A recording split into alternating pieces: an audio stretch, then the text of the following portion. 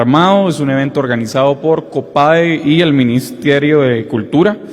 El cambio de la rosa lo realizará la señora Otilia Lush de Cotí. Les invitamos a los medios de comunicación a participar en este importante evento. Posteriormente, ese mismo día, el martes, el presidente acudirá a la inauguración del Centro de Análisis de Datos e Inteligencia Artificial de Nestlé, el cual representa un apoyo en las operaciones que desarrolla esa empresa en el país. Recordemos que durante el 2024 los sectores de la industria de alimentos y bebidas exportaron aproximadamente $2.600.000, que representan 17.7% de las exportaciones totales. Confiamos en el crecimiento y el impacto positivo que estas empresas generan en Guatemala. El miércoles, por su parte, el presidente Arévalo estará en Cobán, Alta Verapaz, para la inauguración del proyecto Rutas del Desarrollo. Hoy nos acompaña su coordinador, quien dará algunos detalles al respecto. Se trata de una política prioritaria del gobierno que se ha planteado y que busca integrar al país a través de una serie de intervenciones de mejora en la movilidad e infraestructura vial, involucrando sectores públicos, privados y cooperación internacional. Como les digo, hoy nos acompaña Juan Carlos Méndez, quien es el coordinador de esta política y a quien hemos invitado en este espacio para que pueda compartir con el pueblo digno de Guatemala detalles del proyecto. Por su parte, el viernes el presidente viajará a Uruguay, a Montevideo, en donde participará el fin de semana en la toma de posesión del presidente electo Yamandu Orsi. Orsi fue electo en noviembre de 2024 con el partido Frente Amplio y el domingo 1 de marzo iniciará su gestión presidencial. Durante la visita, el presidente Arévalo también visitará al expresidente José Pepe Mujica, un líder en la región y a quien reconocemos el ejemplo de servicio, el trabajo incansable por la justicia social, la paz y por la democracia. Por su parte, la vicepresidenta participará este martes en el Gabinete Económico Gabeco. El miércoles dirigirá la reunión de la Autoridad Migratoria Nacional, en donde se verán detalles importantes del plan Retorno al Hogar. Como recordarán, el jueves estuvo aquí la vicepresidenta y el director del IGM, Danilo Rivera, dando detalles acerca de esta importante medida a favor de los retornados. El jueves, la vicepresidenta presidirá el Consejo Nacional de Administración de Bienes en Extinción de Dominio, CONAVED, y también entregará la orden vicepresidencial a la Hermandad de Candelaria. El viernes participará en el Consejo Nacional de Seguridad Alimentaria y Nutricional, CONASAN. Con eso terminamos de compartirles las agendas del presidente y la vicepresidenta y pasamos a la agenda temática de la ronda. El presidente Arévalo ha priorizado el desarrollo de infraestructura estratégica en el país. El Plan Conecta busca que los puertos, aeropuertos, carreteras del país respondan a las necesidades del pueblo digno de Guatemala. Por ello, en la visita del secretario Marco Rubio se acordó la colaboración del Cuerpo de Ingenieros de los Estados Unidos para poder construir estas obras de manera rápida y efectiva. La semana pasada, ingenieros de Estados Unidos estuvieron trabajando en Guatemala junto con autoridades nacionales y el viernes le presentaron al presidente una hoja de ruta para que este proyecto sea una realidad. El viaje del Cuerpo de Ingenieros ha sido histórico y han propuesto una hoja de ruta para el fortalecimiento del puerto Quetzal, así como otra infraestructura prioritaria. Lo importante a destacar es que a pesar de que tenemos un recorrido por delante, como consecuencia del trabajo en conjunto con el gobierno de los Estados Unidos, vamos a lograr avanzar de manera rápida y eficiente y más eficiente de lo previsto. Es decir, estas obras estarán construidas más pronto de lo anticipado. Las carreteras, puertos y aeropuertos son prioridad del gobierno de Guatemala y estamos trabajando para que estas obras beneficien al pueblo digno de Guatemala. Por eso quiero dejar en el uso de la palabra al ministro de la Defensa, quien brindará mayores detalles.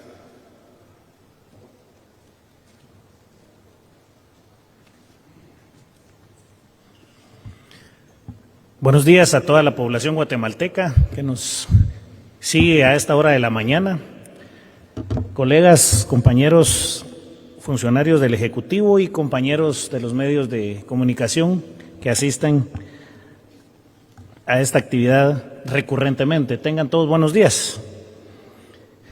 Como lo acaba de decir el señor secretario, el señor presidente tiene una visión clara de desarrollo fundamentada en lo que se tuvo que haber hecho hace muchos años, pero lo que él está haciendo. Fundamentada en eso, quiero patentizar que es un honor dirigirme en esta ocasión para abordar específicamente este tema relevante, que es de suma importancia para el desarrollo de nuestra nación: la ampliación y modernización del Puerto Quetzal, un proyecto de vital importancia para el crecimiento económico y desarrollo de la región. Es propicio iniciar mencionando que el Ejército de Guatemala ha jugado un papel importante en el desarrollo de la nación, en el área marítima desde su fundación. La Escuela Naval ha desempeñado una función medular en la capacitación de nuestros ciudadanos, preparándolos para formar parte de una flota mundial y contribuir activamente al comercio de la seguridad marítima, desarrollando las capacidades para que puedan formar parte de las tripulaciones en los buques mercantes a nivel mundial, abriendo oportunidades de empleo y desarrollo en el país. En el aspecto de construcción, quisiera mencionar que, dado el cumplimiento a la visión del señor presidente de la República y comandante general del Ejército, se ha priorizado la modernización de instalaciones como reservas militares para brindar espacios adecuados a nuestros ciudadanos que desean prestar el servicio militar a la patria, asegurando que cuentan con condiciones idóneas para formación y desempeño. Este esfuerzo es parte de una estrategia nacional de fortalecimiento de nuestras capacidades de defensa y desarrollo integral en beneficio de la población guatemalteca.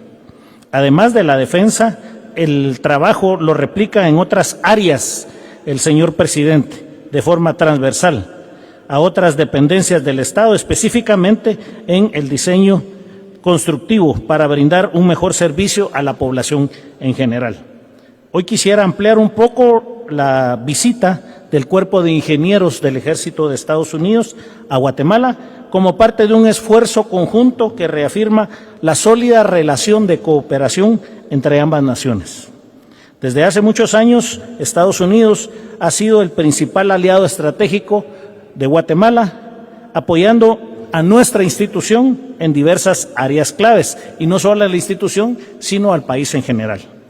En el marco de esta cooperación, hemos trabajado arduamente en la planificación estratégica, con iniciativas concretas como la implementación de un sistema integrado de planificación para la defensa, por sus siglas CIPLAGDE, y a la metodología de análisis de la gestión de la defensa, MAGDEF, garantizando la adecuada y transparente ejecución del gasto público. Estos mecanismos nos ha permitido mejorar la eficiencia y la rendición de cuentas en la inversión de defensa y desarrollo. Además, a partir del año pasado y con el acompañamiento del Ejército de los Estados Unidos, se implementó un mecanismo legal y transparente inédito para formar una metodología y pago multianual para la adquisición de aeronaves destinadas a la ayuda y asistencia humanitaria. Este esquema ha abierto una nueva vía de cooperación, permitiendo en esta ocasión al Ejército de Guatemala establecer un canal directo de comunicación con los ingenieros de Estados Unidos y viabiliza la visión del señor presidente y comandante general del Ejército para la expansión, modernización y desarrollo de la infraestructura portuaria nacional. En este proyecto, dicho, es una pieza dentro de la estrategia de crecimiento del país, de la visión del señor presidente para el país, ya que no solo genera más oportunidades para la población guatemalteca, sino que también fortalece la estabilidad en la región, haciendo a Guatemala más competitiva y por ende más segura, siendo los factores sociales, económicos y principalmente el legal totalmente respetados. Desde su inicio, el proyecto ha pasado por diferentes etapas. Una constante es el apoyo de la colaboración de los Estados Unidos y la voluntad y persistencia del gobierno de Guatemala a todo nivel para que todo se pueda llevar a cabo en una realidad permanente.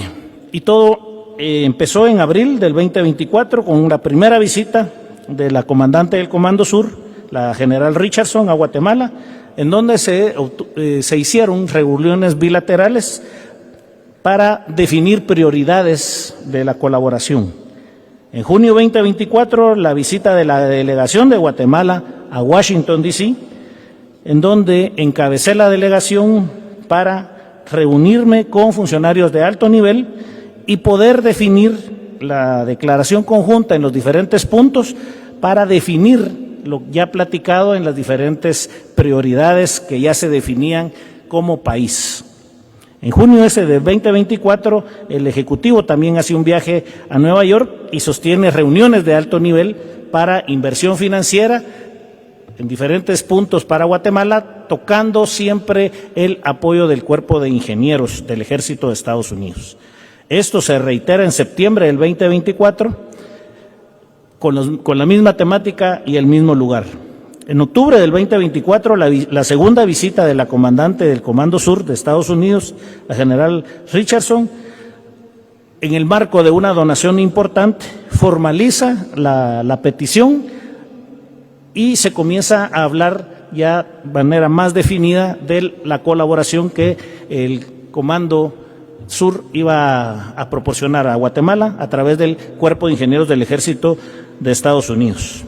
En febrero, la visita del señor secretario Marco Rubio, en donde le entrega una carta al señor presidente, en donde oficializa la colaboración del Cuerpo de Ingenieros del Ejército de Estados Unidos para Guatemala, y la visita oficial de la comisión del 6 al 8 de febrero de mi persona a Washington, en donde se oficializa también ya la intención, se hablan de manera más específica de los puntos que se necesitan, y finalmente la semana pasada se obtuvo la visita oficial de la delegación del Cuerpo de Ingenieros para oír directamente el requerimiento que Guatemala tiene de modernización de sus puertos y el reconocimiento de ellos de lo que se puede hacer con nuestros puertos. Este estudio determina establecer los tiempos y la logística del proyecto, marca la fecha del próximo mayo para poder avanzar en las diferentes etapas que el proyecto necesita, como diseño, planificación, construcción, etcétera, etcétera. Para finalizar, quiero agradecer la visita de la comisión mandada por el Cuerpo de Ingenieros del Ejército de Estados Unidos, en el marco todo de la modernidad, el desarrollo de infraestructura, de la visión del señor presidente constitucional y comandante general del Ejército, el doctor Bernardo Arévalo. Todo esto forma parte de la concepción de la seguridad democrática, partiendo de que se necesita seguridad para poder desarrollarnos.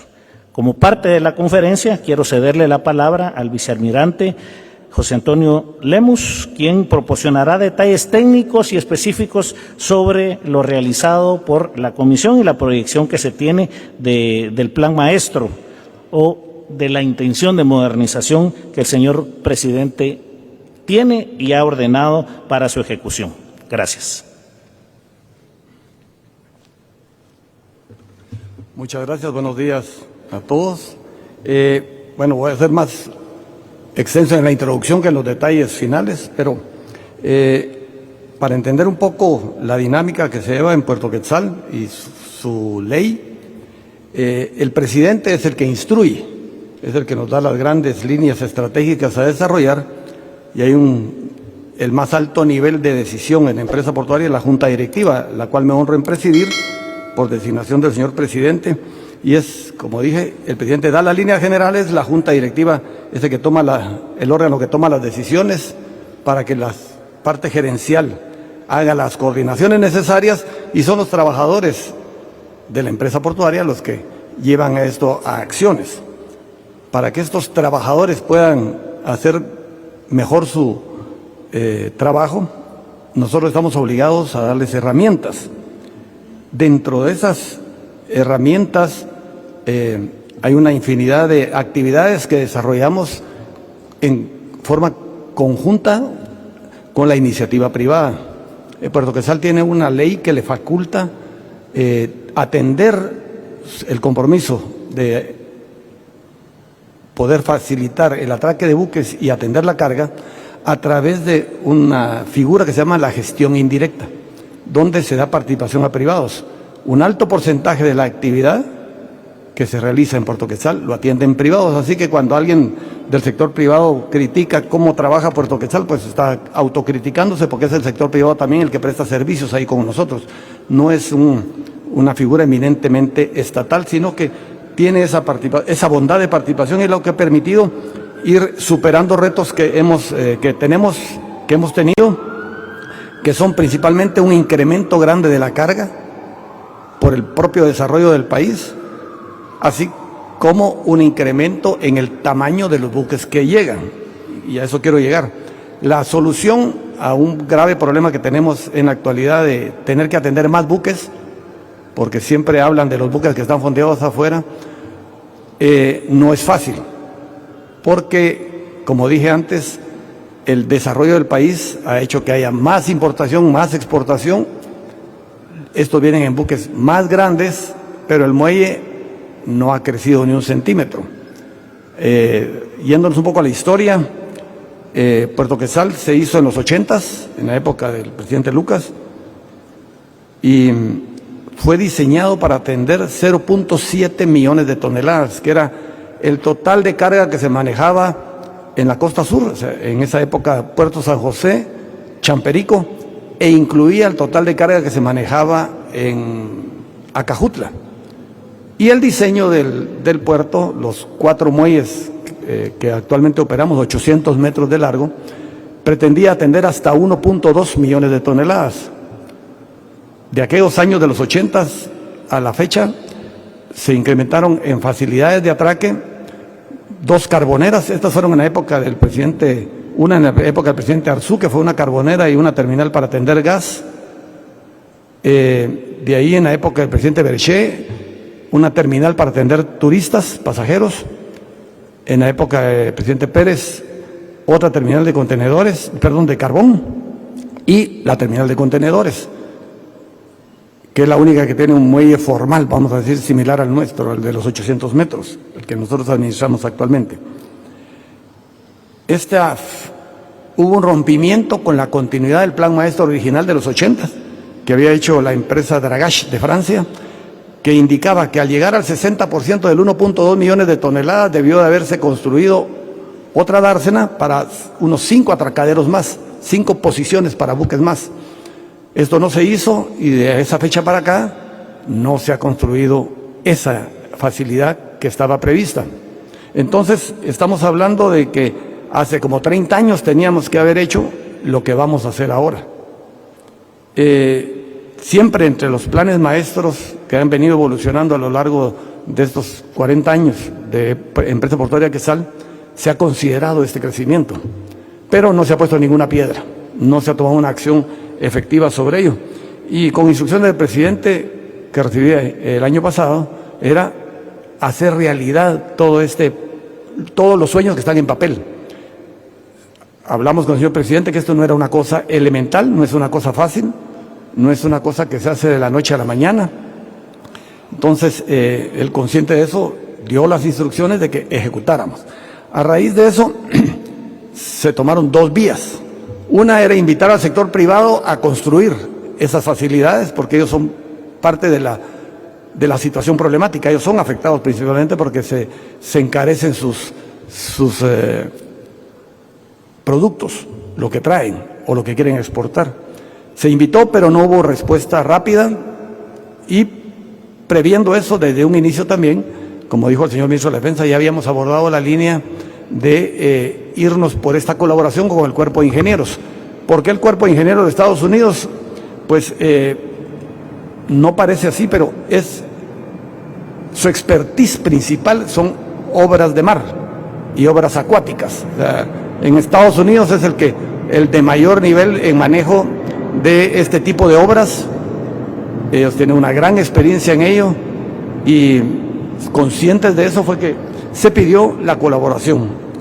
Se ha estado trabajando durante los últimos meses en distintos intercambios con ellos que desembocó con la visita final la semana pasada, porque conocían ya el puerto en papel, conocieron el plan maestro, se les mandó toda la información de profundidades que tenemos tanto adentro como afuera, cuál era la aspiración nuestra en el desarrollo del puerto, y pues faltaba verlo presencialmente. Fue hasta la semana pasada que vinieron y producto de esta visita fue que hicieron un informe el día viernes, y lo cierto, para no despertar faltas expectativas, es que de lo que ellos proponen que pueden realizar, el Estado, Guatemala, tiene que decidir si acepta o no acepta el trabajo de ellos, la participación de ellos. O sea, aquí no hay nada decidido totalmente. Claro está que la intención del presidente es que llevemos a efecto esta tarea, pero la decisión se materializa en mayo con la firma de una carta de acuerdo, una LOA, llaman los norteamericanos, donde ya se establece ese compromiso de abordar este tema, el cual tendría como un siguiente paso una nueva visita técnica en agosto para terminar de recolectar información básica que requieren ellos para iniciar el diseño del puerto. Dentro de la base de datos de Puerto Quetzal nosotros ya teníamos un diseño para esta parte, para una de esta parte, la mitad de lo que se quiere construir.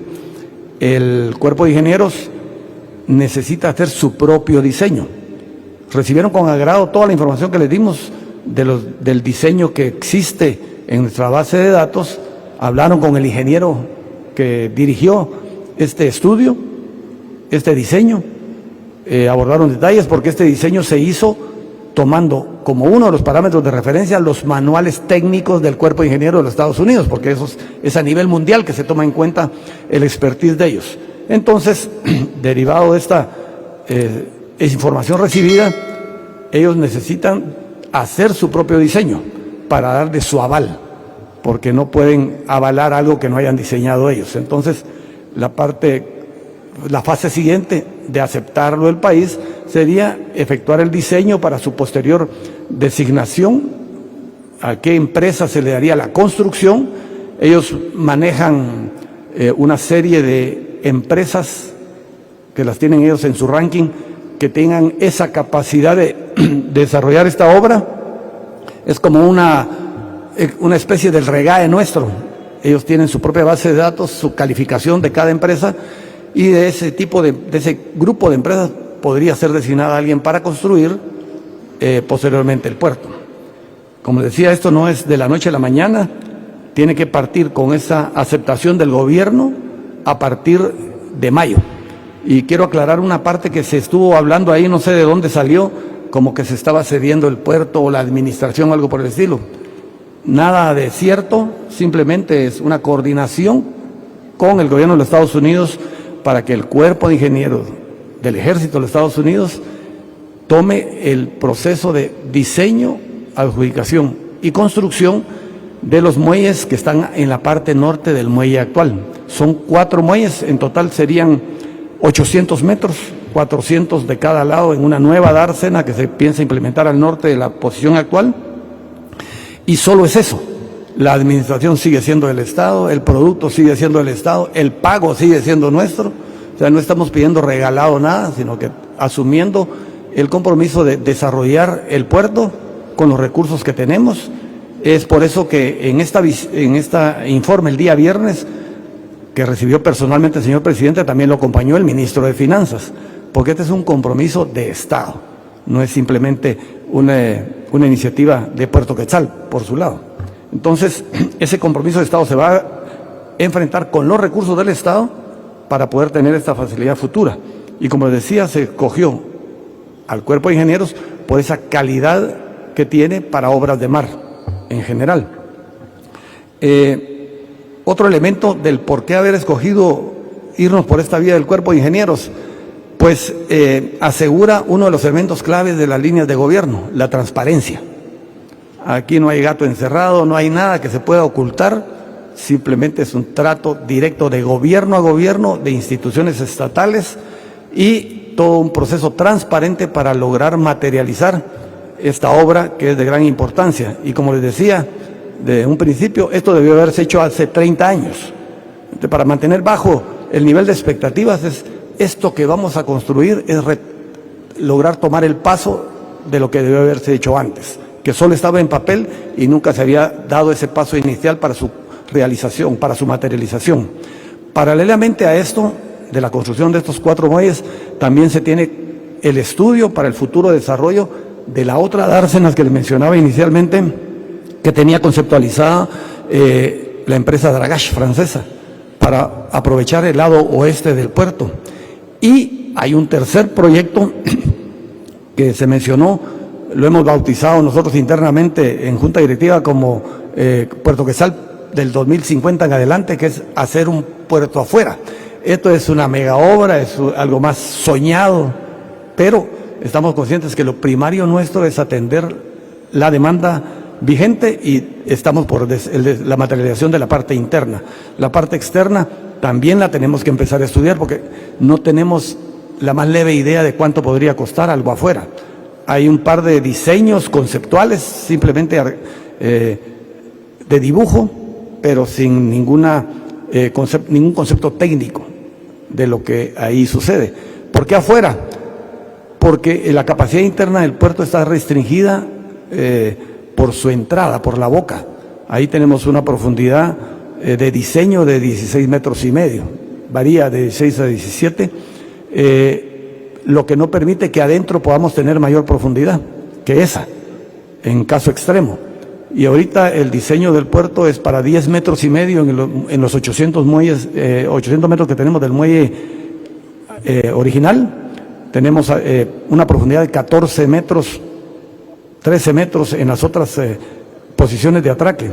Entonces, a futuro, los buques que van a seguir entrando a Puerto Quetzal van a tener esa misma limitación y lo que se pretendería es atender buques post-Panamax, porque este tipo de embarcaciones ya estamos hablando de más de 15 metros de calado, más de 340 metros de largo, son unas moles. Nosotros no podemos atender ese tipo de buques en nuestras instalaciones. Entonces, ya me están haciendo la seña que corte aquí para poder atender las inquietudes de ustedes. Estamos a la orden. Muchas gracias.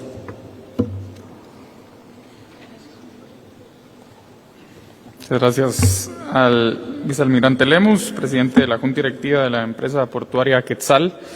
Definitivamente una visita histórica y que remarca el compromiso que tiene el gobierno con el desarrollo de infraestructura estratégica y prioritaria del país. Quiero ahora darle la bienvenida al ministro de Salud. Lastimosamente, el ministro de Salud tiene que salir antes de que concluya la ronda porque tiene que viajar con el presidente Nevaj. Así que, señor ministro, bienvenido de nuevo a la ronda.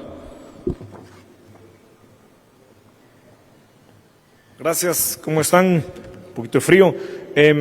Sí, como bien dijo el secretario, vamos con el señor presidente a Joyabaj a ver los avances del hospital de Joyabaj. Básicamente nos vamos a enfocar primero en el abastecimiento de hospitales, tanto en medicamentos como equipo. Abastecer y mantener una red hospitalaria abandonada ya de por sí es complejo, pero también tenemos que entender que abastecer un hospital y una red de servicios de salud no es lo mismo que abastecer cualquier otro tipo de servicio, porque esos son servicios que cambian, inclusive tienen estaciones que a veces no se pueden prevenir. En total se han entregado más de 4 millones de unidades de medicamento en los 22 departamentos del país y casi 300 equipos médicos en 10 hospitales que ya estaban priorizados cuando tomamos la administración.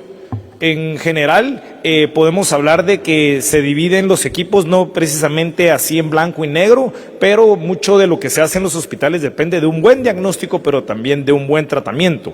Esto es solo un ejemplo de algunos de los equipos que se han entregado para mejorar los diagnósticos. Muchos están enfocados en enfermedades crónicas, incluyendo cáncer. Ahí podemos ver pruebas de esfuerzo que se utilizan para cardiología, ultrasonidos que son muy útiles tanto en ginecología, pero también para cáncer de mama, para detección temprana de cáncer de mama, equipos para ver cómo está la función de los músculos, la función cerebral, ultrasonidos ginecológicos que son muy útiles particularmente en las emergencias, y luego algunos otros equipos que son útiles también desde el punto de vista almacenamiento. También se está entregando, como dijimos, equipos que van a mejorar la calidad de atención que se puede dar en los hospitales una vez el paciente ya haya sido diagnosticado. Los equipos de anestesia son fundamentales para mejorar los tiempos, pero también la calidad de las cirugías, la videolaparoscopía que se puede usar tanto en sala de operaciones como en la emergencia, ventiladores para transporte adentro y afuera de los hospitales. Es fundamental que cuando un paciente está intubado mantenga los flujos de oxígeno constantes, no solo al cerebro, sino al resto de los órganos, para que no haya disminución del aporte de oxígeno y haya sufrimiento a largo plazo. Mesas para cirugía mayor. El Hospital San Juan de Dios tenía más de 25 años que no recibía mesas quirúrgicas. Estos son fundamentales porque los pacientes, dependiendo del tipo de cirugía que se les vaya a hacer, tienen que estar en determinadas posiciones, y eso es fundamental, que tengan mesas adecuadas y sobre todo con tecnología adecuada. Equipos para ventilación mecánica, esto es particularmente útil en los intensivos. Equipos de rayos X de brazo en C, estos son utilizados en cirugía cardíaca, pero también en cirugía de trauma, que como bien sabemos, trauma es de los principales motivos de diagnóstico, sobre todo en las emergencias. Se calcula que hasta un 80% de los recursos de las emergencias se va en trauma, y estos equipos de rayos X en brazo en C mejoran muchísimo los tipos de tratamiento, porque básicamente son rayos X que se pueden hacer en tiempo real adentro de sala de operaciones. También se están entregando equipos de rayos X portátil y defibriladores que van con el área de cardiología. Respecto a los medicamentos, como bien dije, son más de 4 millones de unidades las que se han entregado, que van desde cosas tan sencillas como más de 1 millón de tabletas de ácido acetilsalicílico, y de ahí otros medicamentos que también tienen que ver con enfermedades crónicas, incluidas cáncer, donde pueden ver como cefixima o losartán, que son medicamentos para bajar la presión, y la cefixima, que es un antibiótico de amplio espectro que se usa principalmente en los intensivos. La siguiente, por favor. Respecto a la ley de cáncer, que poco a poco se ha ido avanzando, tenemos que ver que primero lo que teníamos que hacer es el reglamento de la ley de cáncer. Hacer un reglamento no es cuestión de 3 meses, porque se tiene que pedir la opinión de otros ministerios y también la Procuraduría General de Nación. Esto el ministerio ya lo tiene en nuestras manos, y estamos integrando los comentarios del resto de actores, pero también estamos trabajando en protocolizar la atención al cáncer. Es cierto que si bien no todos los cánceres son iguales, sí hay ciertos cánceres que tienen que estar protocolizados. La siguiente, por favor.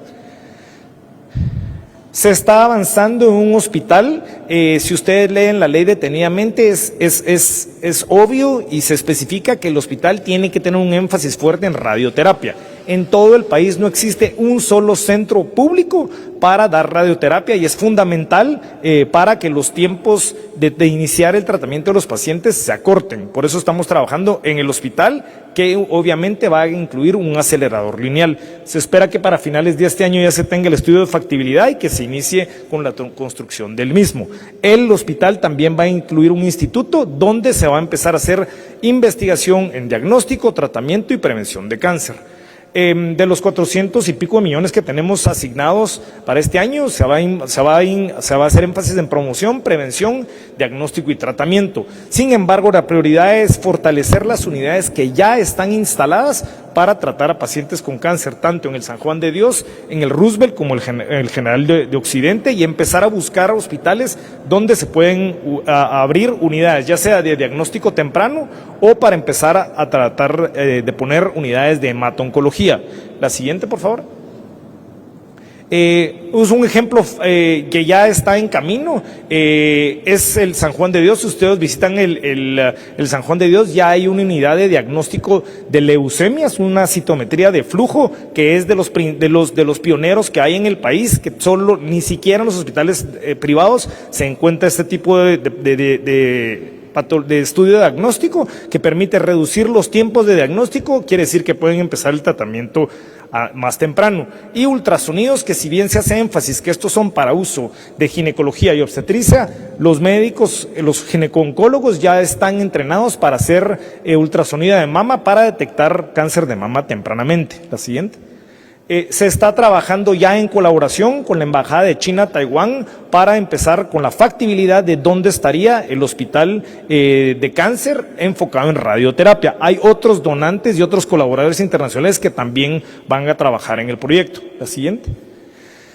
Como bien dije, hay que estandarizar los protocolos para atención al cáncer, pero esto también implica hacer un listado de los medicamentos oncológicos que necesitamos en cada uno de los hospitales que ya tienen servicios de oncología.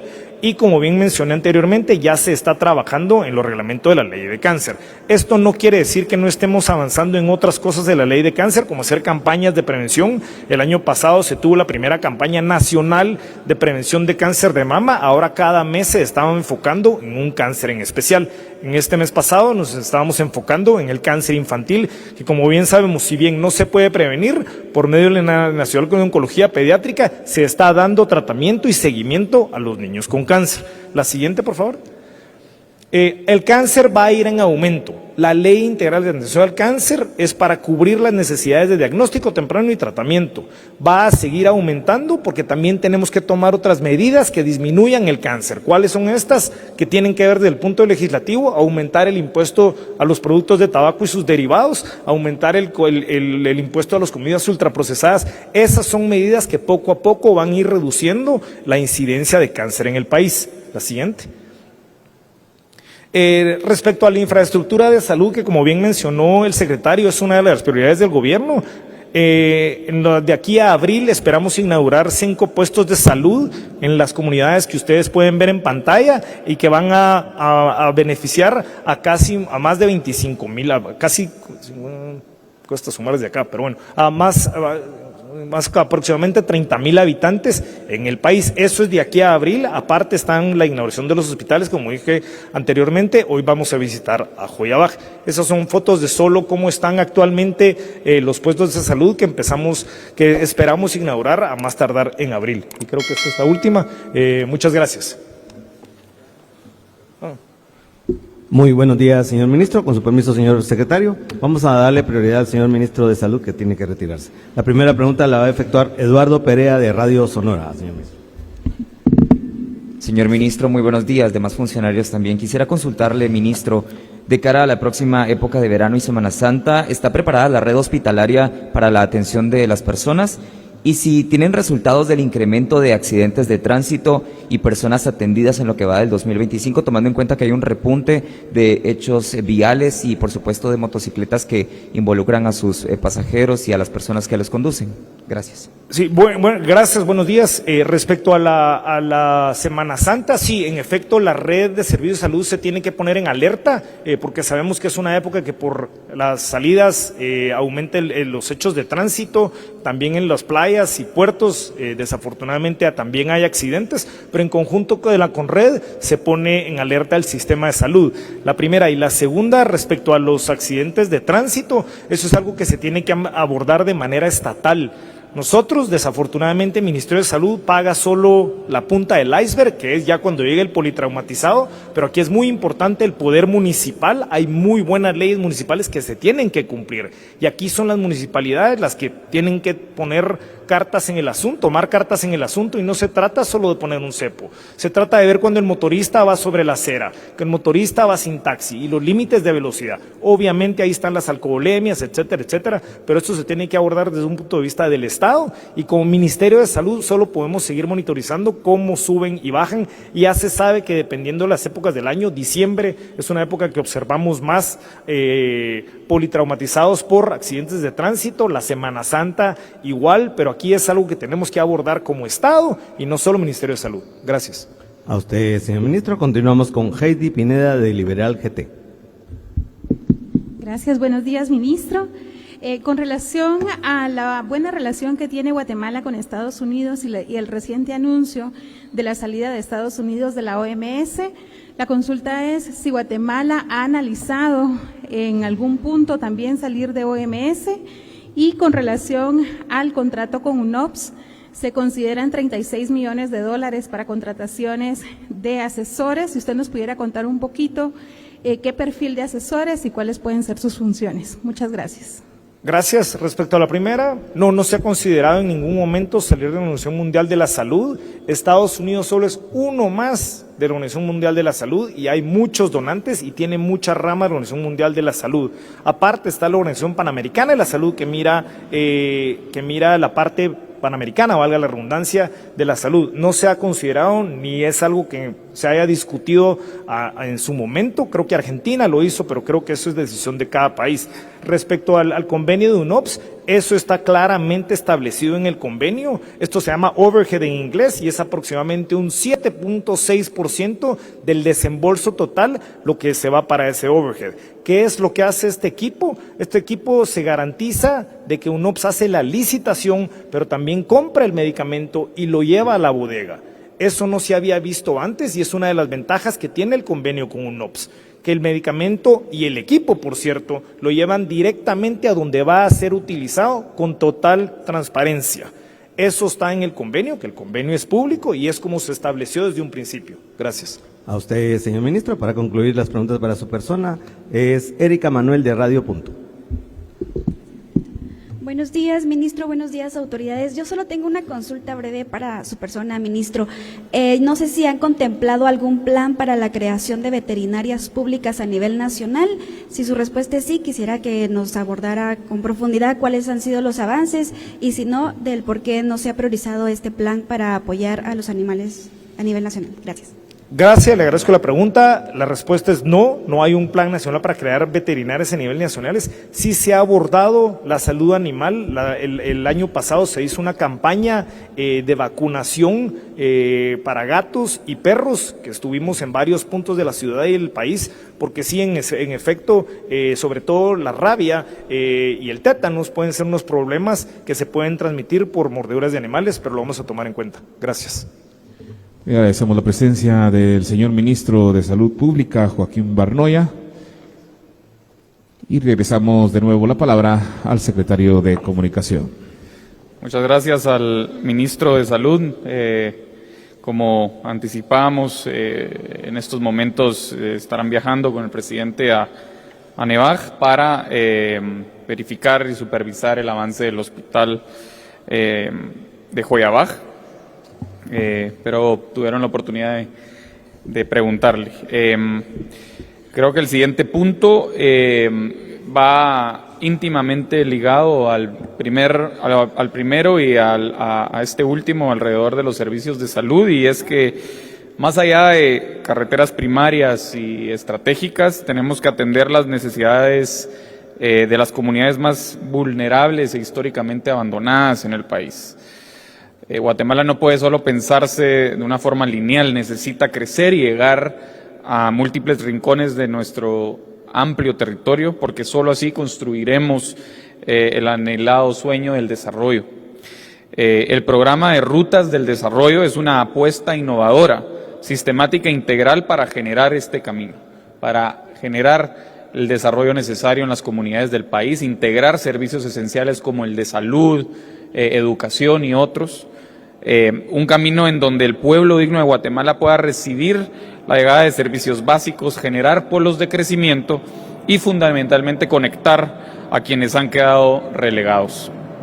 Para conocer los detalles de esta iniciativa, que es una prioridad presidencial, en esta oportunidad hemos invitado al coordinador Juan Carlos Méndez para que pues brinde detalles. Bienvenido, Juan Carlos.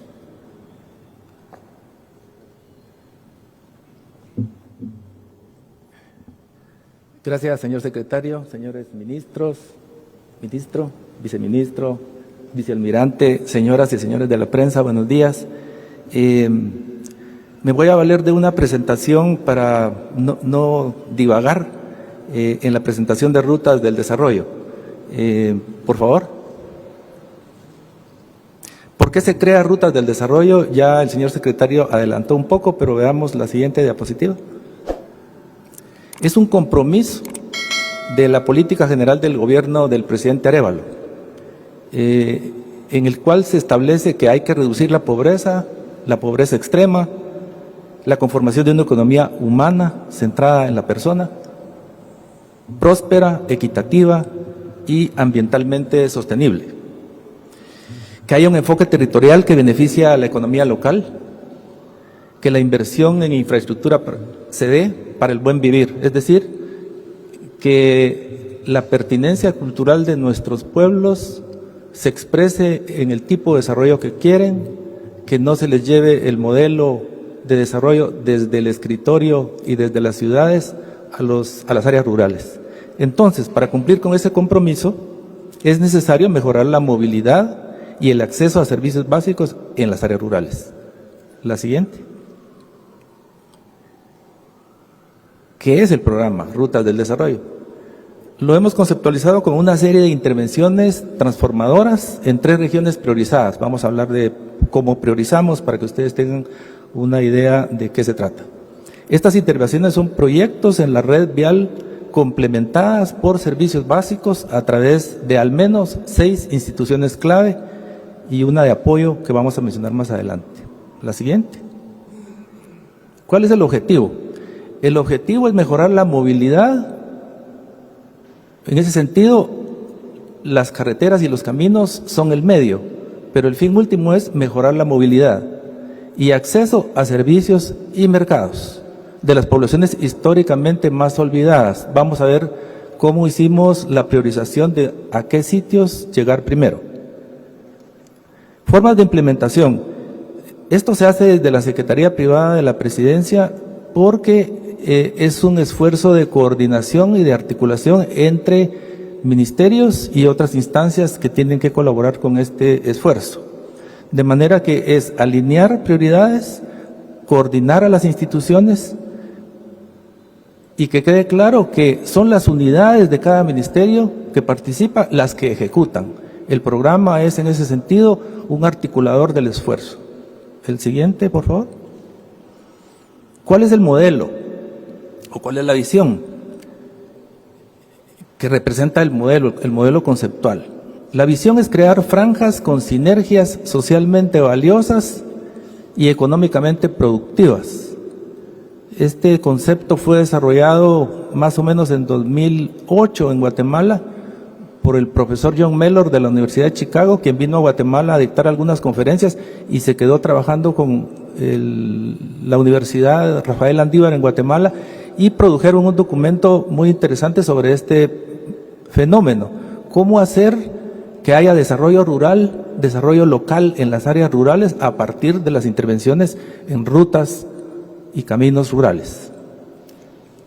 Aquí vemos entonces quiénes son los que participan en las 6 intervenciones. En infraestructura es el Ministerio de Comunicaciones, Infraestructura y Vivienda, quien es el rector en esta temática, pero también está el Ministerio de la Defensa a través del Cuerpo de Ingenieros del Ejército y que hace reconstrucción y mantenimiento. Aquí está el señor ministro con quien hemos trabajado y coordinado ya estos esfuerzos y ya como se anunció, el miércoles vamos a hacer un lanzamiento local en el municipio de Cobán, que vamos a hablar un poquito sobre eso más adelante. Los servicios agrícolas los hace el Ministerio de Agricultura, Ganadería y Alimentación, los servicios educativos los hace el Ministerio de Educación, los servicios de salud los presta el Ministerio de Salud Pública y Asistencia Social, que tiene mucho que ver con lo que el ministro anteriormente estuvo comentando, a partir de centros de salud. Esa primera frontera de atención primaria en salud es muy importante para nosotros en este programa, y el Ministerio de Desarrollo Social, a partir del programa Mano a Mano, que ustedes muy bien conocen porque se ha platicado muchísimo con los señores y señoras de la prensa en ese sentido. Y de apoyo pues tenemos al Ministerio de Finanzas, porque sin presupuestos adecuados la política son solo buenas intenciones, así que el Ministerio de Finanzas, disponibilidad presupuestaria. La meta a lo largo de todo el periodo de gobierno del presidente Arévalo es llegar a 4.820 kilómetros, de los cuales ya más o menos se han hecho entre 400 y 500 el año pasado a través del Cuerpo de Ingenieros del Ejército. ¿Cuál es el modelo? Una carretera al medio, una zona buffer de 2.5 kilómetros hacia la derecha y una zona buffer de 2.5 kilómetros hacia la izquierda, hacen una franja que se convierte en una franja, como dice en la visión, con sinergias socialmente valiosas. ¿Por qué? Porque ahí están los servicios básicos. ¿Por qué? Porque llegan a sitios poblados. ¿Por qué? Porque pueden haber centros de acopio para la agricultura. Los mercados tienen mejor acceso porque se pueden traer los insumos, porque se pueden vender los productos, etcétera, etcétera. Esto creo que es fácil de entender, pero no voy a profundizar más en el modelo ahorita, quizá más adelante vamos a ir haciendo planteamientos más puntuales. La siguiente. La siguiente, gracias. Bueno, el tema de cómo priorizar es bien importante. Este mapa de Guatemala que ven ustedes acá, todo manchado de rojo, son lugares poblados en donde hay por lo menos 70% de esos hogares con necesidades básicas insatisfechas. Este indicador mide la pobreza estructural. Arriba de 70% ya prácticamente estamos frente a poblaciones pobres y en algunos casos extremadamente pobres.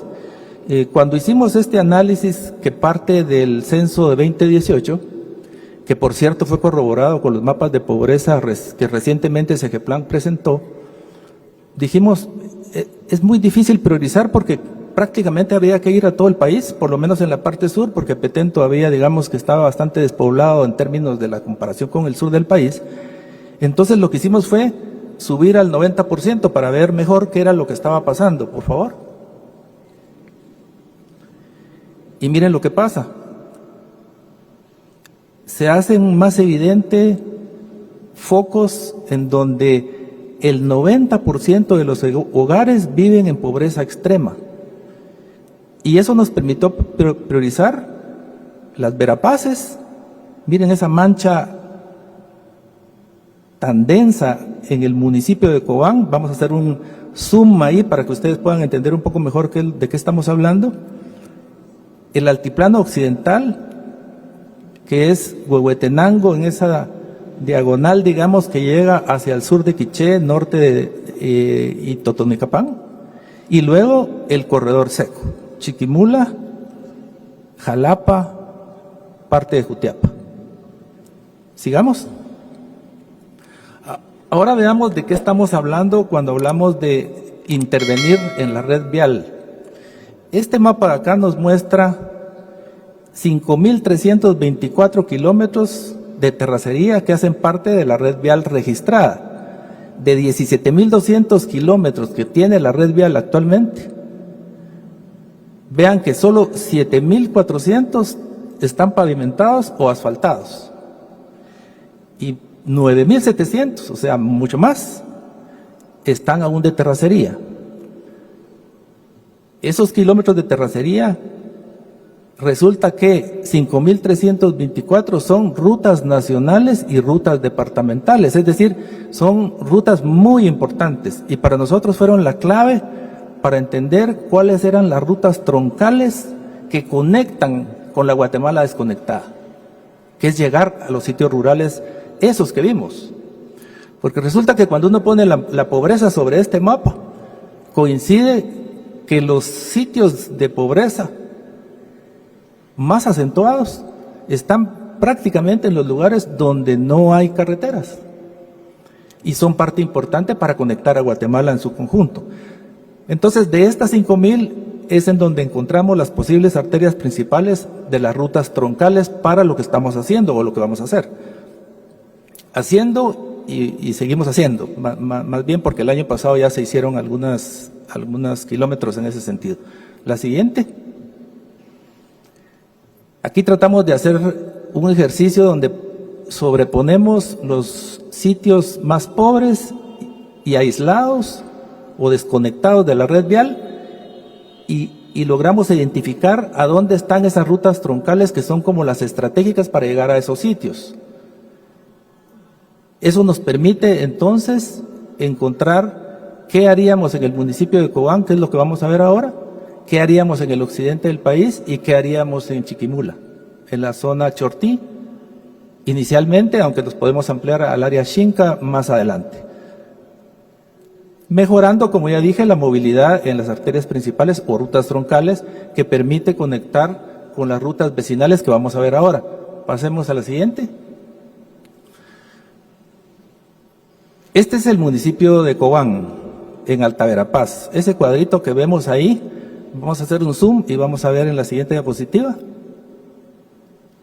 Para los que conocen, Cobán está al sur, la ciudad de Cobán, digo, que es la cabecera municipal y la cabecera del departamento. Es un municipio grande, extraño, que va desde el sur del departamento hasta al Parque Nacional Laguna de la Choa, para los que conocen, un lugar precioso, hasta Playa Grande, que conecta con Quiché. El siguiente. Esto es lo que tenemos hoy.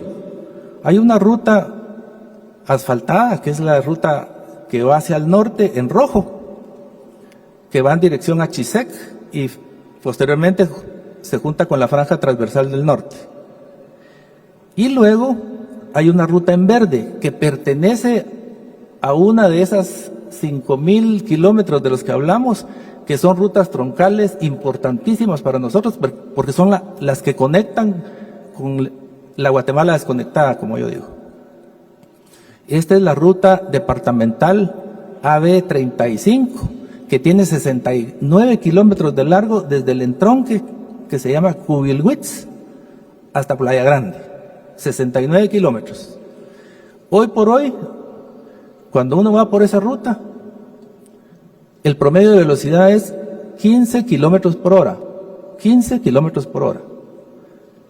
Y el objetivo de nosotros es llevarla de manera inmediata, ojalá, pero inmediata finalmente, a 60 o 70 kilómetros por hora, y en el momento que esté asfaltada, que es la aspiración que se tiene con este gobierno y que se va a hacer, es llevarla a 80 o a 90 kilómetros por hora, para que nuestros productos, por un lado, circulen a esas velocidades, pero más importante, para que los servicios básicos, salud, educación, asistencia agrícola, lleguen como deben llegar. Ahora hagamos un zoom en ese cuadro. La siguiente.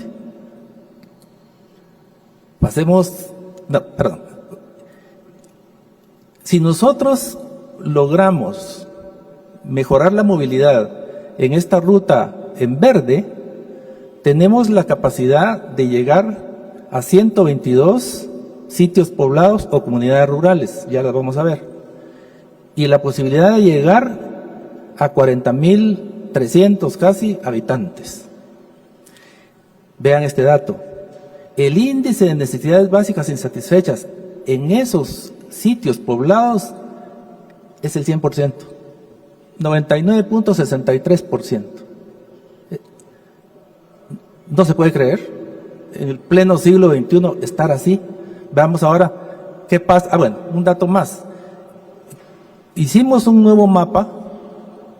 Creo que no tengo tiempo para contarles los detalles de cómo se hizo, pero más adelante, como les decía, vamos a ir profundizando en detalles sobre el programa para que se vayan entendiendo mejor. Pero hemos visto que en esa área hay más de 400 kilómetros de rutas vecinales que digamos que conectan o conectarían bien con esta ruta departamental AB35, que es la que está en verde. Ahora sí, pasemos a la siguiente. Aquí están las comunidades, las 122 comunidades, ploteadas, georreferenciadas en el municipio de Cobán. Esa es la mancha roja que veían ustedes en el mapa, que estaba en 70% y cuando lo pasamos al 90% seguía ahí fija. Bueno, todas esas rutas chiquititas en rojo que conectan a los puntitos rojos son los caminos rurales que existen. Ese es el nuevo mapa que les decimos. Estamos muy satisfechos porque cuando hicimos el primer análisis, la suma eran 640 kilómetros. Después se redujo a 400 porque obviamente hay caminos que son privados, son caminos de fincas y otros, y ya haciendo la depuración más o menos estamos en 400. El Ministerio de la Defensa, a través del Cuerpo de Ingenieros del Ejército, ya estuvo en ese municipio por 2 semanas, trabajando los ingenieros del Ejército, recorriendo y haciendo los caminamientos adecuados, y nos han propuesto 321 kilómetros, que podrían ser los que representen un circuito efectivo, costo efectivo, digo yo, que permitan conectar a todas esas comunidades con la ruta troncal en verde. Decía que estábamos contentos con el mapa porque de los 640 kilómetros que nosotros propusimos inicialmente, cuando regresaron los ingenieros del Ejército, nos dijeron que habían 646. El error fue 6 kilómetros en un área tan extensa. Así que nos da certeza de que el mapa es un mapa confiable. Solo les adelanto, es un mapa que quisiéramos hacer oficial en algún momento y que se trabajó con un voluntariado de Naciones Unidas. Se trabajó con una organización mundial que presta imágenes satelitales de alta resolución, que pasa un filtro de inteligencia artificial primero y luego va a los voluntarios especialistas en sistemas de información geográfica y delimitaron este mapa. Obviamente hay que ir a terreno, que es lo que ya estamos haciendo ahora, para verificar ciertos detalles en el terreno. Y eso es lo que ya prácticamente hemos hecho. Pero no nos quedamos solo ahí. Hemos puesto encima de este mapa, la siguiente por favor, y con esa termino. Todo lo que aparece ahí no se ve muy bien porque estamos muy distantes, pero podemos intercambiar información en el momento que sea oportuno. Ahí están los servicios de salud pintados. Abajo están las escuelas preprimarias en un triangulito azul. En un triangulito rojo están las escuelas primarias. En un triangulito azul más fuerte están los institutos básicos. Y más abajo tenemos todavía institutos diversificados.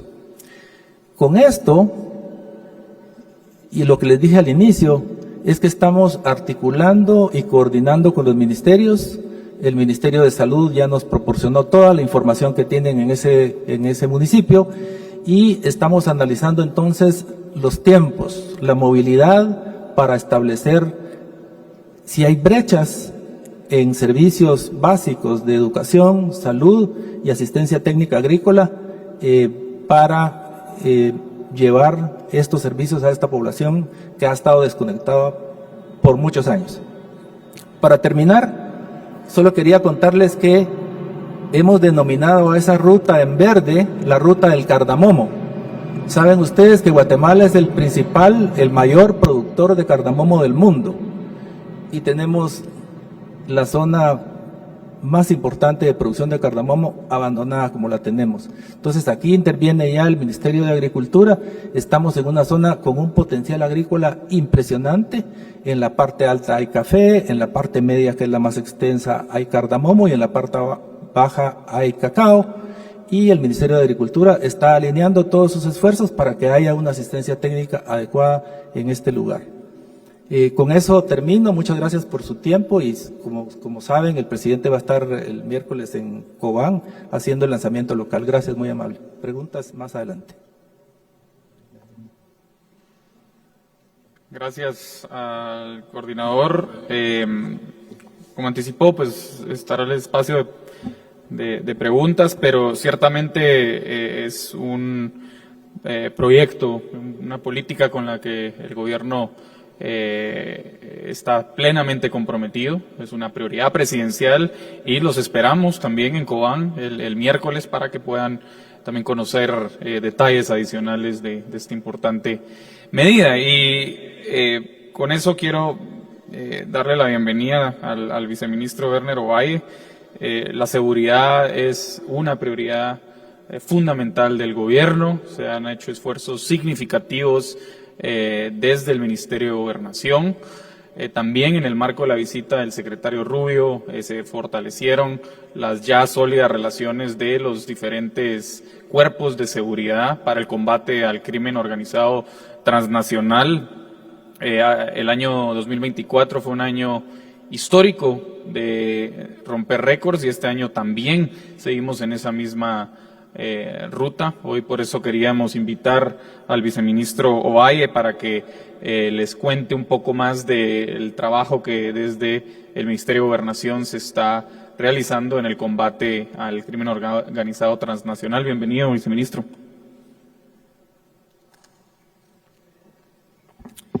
Gracias, secretario, compañeros funcionarios, medios de comunicación, población que nos ve a través de las redes sociales de gobierno y del Ministerio de Gobernación. Tengan un buen inicio de semana, muy buenos días. Quisiera iniciar con un video que se tiene preparado para esta actividad, previo a dar la información que traigo conmigo. En 2024, las fuerzas de seguridad dieron fuertes golpes a organizaciones del narcotráfico, con la incautación de más de 2.7 millardos de quetzales en drogas, bienes y dinero en efectivo. Se destaca el decomiso de más de 18.000 kilogramos de cocaína, lo cual demuestra que las estrategias implementadas han sido positivas.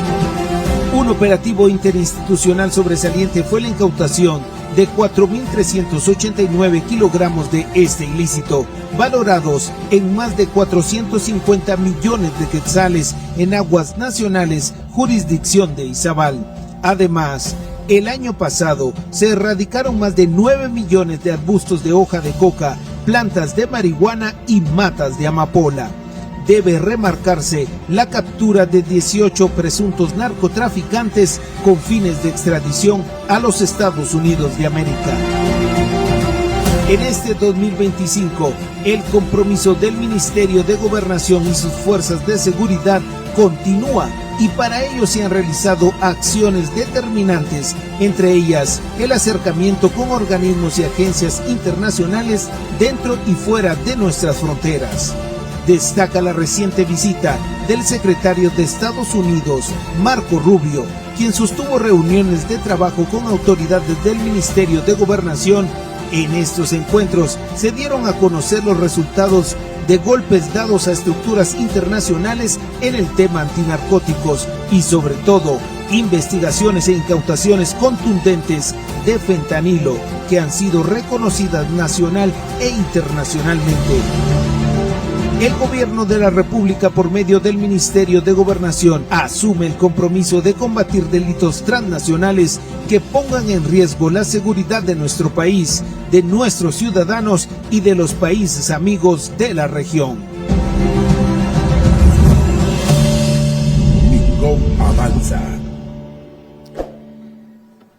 Los resultados del 2024 reflejan el compromiso inquebrantable del gobierno de la República de Guatemala en la lucha contra el narcotráfico y los delitos transnacionales. Las cifras hablan por sí solas.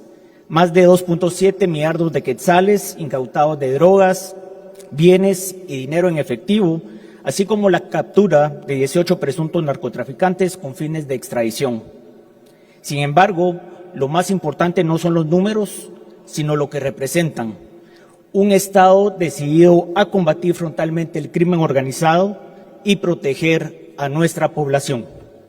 El año pasado logramos incautación histórica de más de 18.000 kilogramos de cocaína, gracias al trabajo de coordinación interagencial entre la Policía Nacional Civil, el Ejército y la Fiscalía contra la Narcoactividad, que permitieron operaciones emblemáticas que representaron un golpe contundente a las estructuras del narcotráfico. También erradicamos más de 9 millones de arbustos de hojas de coca, plantas de marihuana y matas de amapola. Estos esfuerzos no solo han impactado a las organizaciones criminales, sino que han fortalecido la seguridad nacional y regional. Nuestro trabajo no se detiene. La visión estratégica del ministro de Gobernación, Francisco Jiménez, respaldada por el liderazgo del presidente de la República de Guatemala, doctor Bernardo Arévalo, ha permitido que nuestras fuerzas de seguridad estén más capacitadas y mejor coordinadas para enfrentar estos retos.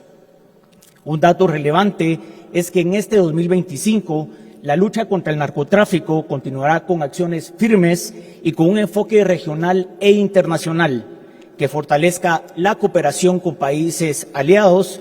Ya llevamos resultados importantes de los cuales quiero compartir. Se han incautado de forma interinstitucional 953.63 kilogramos de cocaína, que representa un 14% más en comparación al año anterior. Se han incautado 310.348 quetzales y más de 14.500 dólares americanos. Se han incrementado los operativos antinarcóticos en la erradicación de plantaciones ilícitas. La erradicación de marihuana registra un incremento de 245%, equivalente a 505.362 matas, y los arbustos de hoja de coca registra un incremento de 287%, equivalentes a 256.231 arbustos.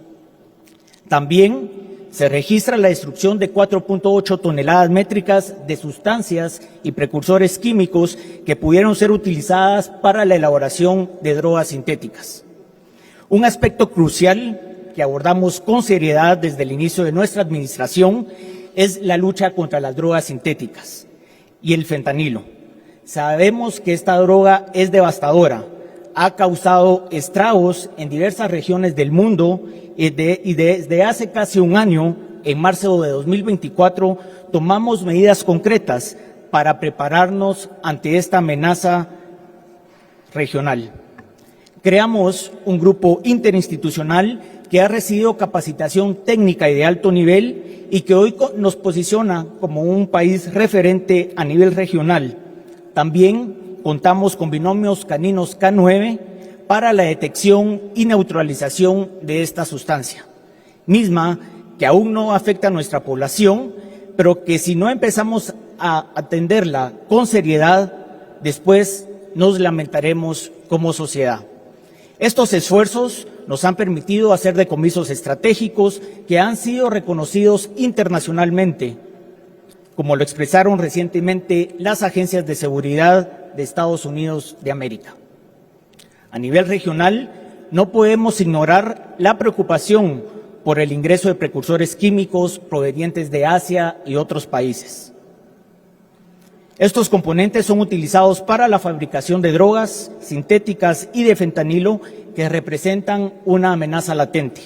Por ello, hemos reforzado los controles en nuestras fronteras, intensificado la coordinación con agencias internacionales y establecido protocolos de detección más rigurosas a través de la gestión de riesgo y perfilamiento para evitar que estos insumos puedan ingresar a nuestro territorio. Por otro lado, quiero contarles que hace unos días realicé una visita a Washington, D.C., donde sostuve reuniones de alto nivel con diferentes agencias del gobierno de los Estados Unidos de América. Este acercamiento nos permitió consolidar nuestras alianzas y reforzar los objetivos comunes en la lucha contra el narcotráfico y la seguridad fronteriza. La cooperación bilateral con los Estados Unidos es fundamental para el éxito de nuestras operaciones y nos aseguraremos que esta relación continúe dando resultados concretos. El mensaje que quiero dejarle a ustedes como medios de comunicación, pero especialmente a la población, es que Guatemala no será territorio de libre tránsito de drogas. No permitiremos que estructuras criminales transnacionales se establezcan y operen con impunidad. Nuestro compromiso es firme, nuestra estrategia está definida y nuestras fuerzas de seguridad están listas para actuar. No bajaremos de la guardia y cada acción que tomemos estará orientada a garantizar la seguridad y el bienestar de nuestra nación. Agradezco la dedicación de cada uno de los agentes y unidades que trabajan incansablemente en esta lucha. La seguridad de Guatemala es una responsabilidad compartida y juntos, con determinación y valentía, seguiremos construyendo un país más seguro para todos. No hay mañana, la seguridad es hoy. Muchas gracias.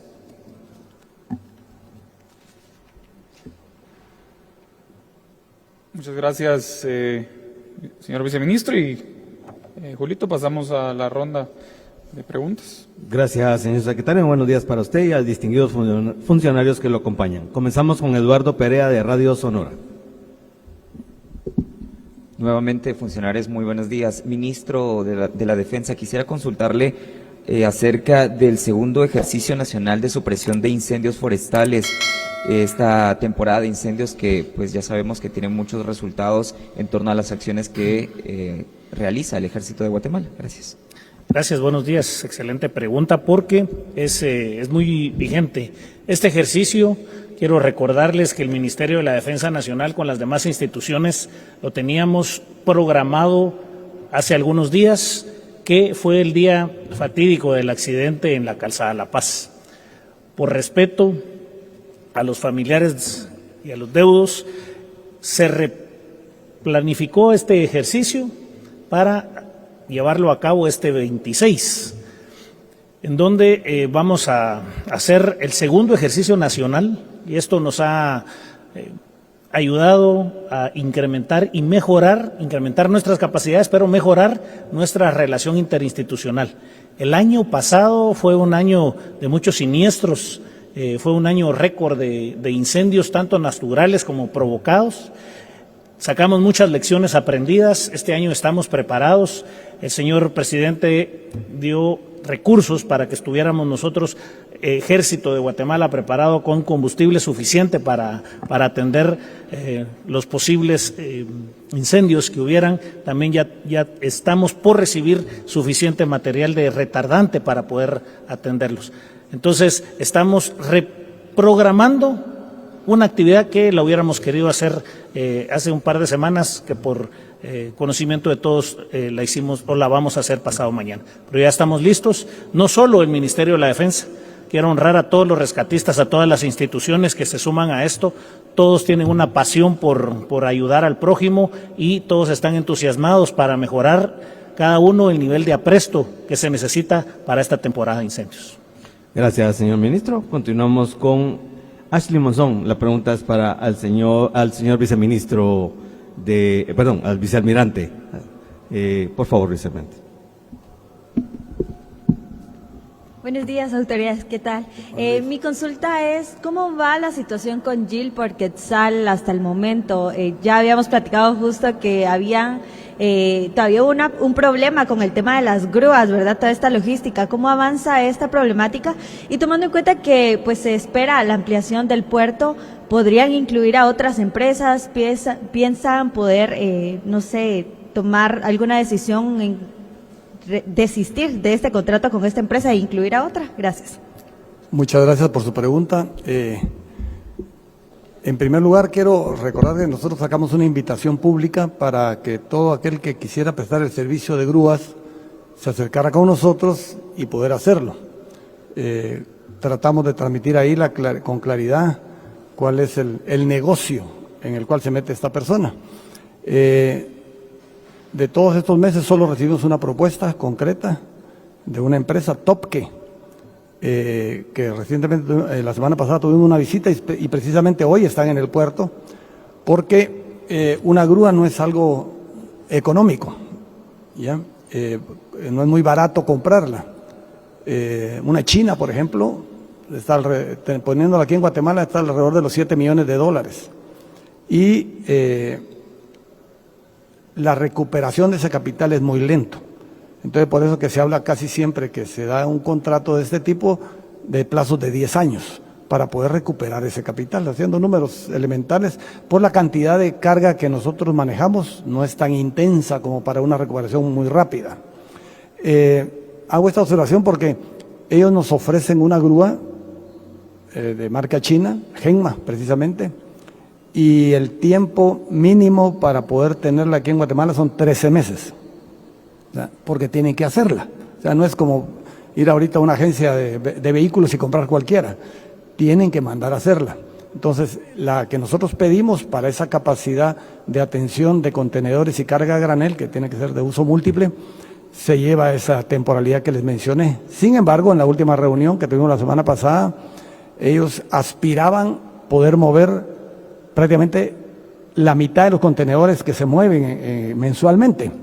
Nosotros no le podemos dar esa garantía de dejarle cautivo una parte del mercado a ellos, porque el parámetro nuestro es una libre competencia entre los prestadores de servicios.